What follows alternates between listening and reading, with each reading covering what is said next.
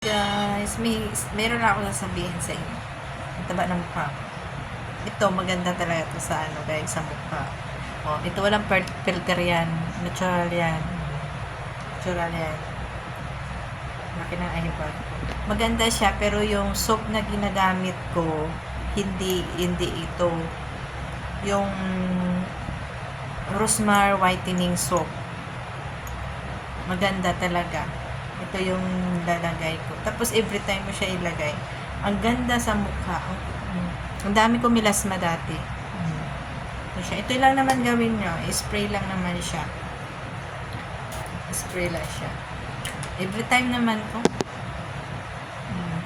Tapos after that, mga ilang oras, ang ganda ng pagkaano ng mukha.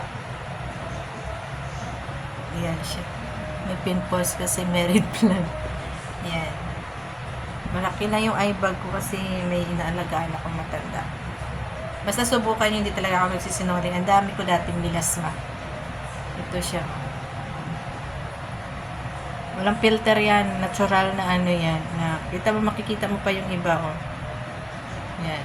Dati puno-puno yan hanggang dito. Wala na ako ibang ginagamit. Yung Rosmar Whitening Soap lang yung ginagamit ko at saka ito.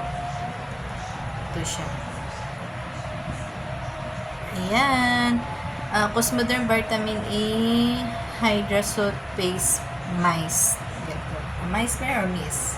Mice. Miss pala. Mice. Ayan siya. Ano na to guys? 1 month na to nagamit ko. Isang buwan na ginagamit ko siya. Ang ganda talaga sa mukha.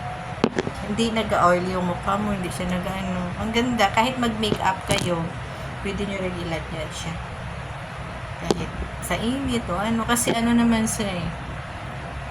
Vitamin E, moisturize and revive.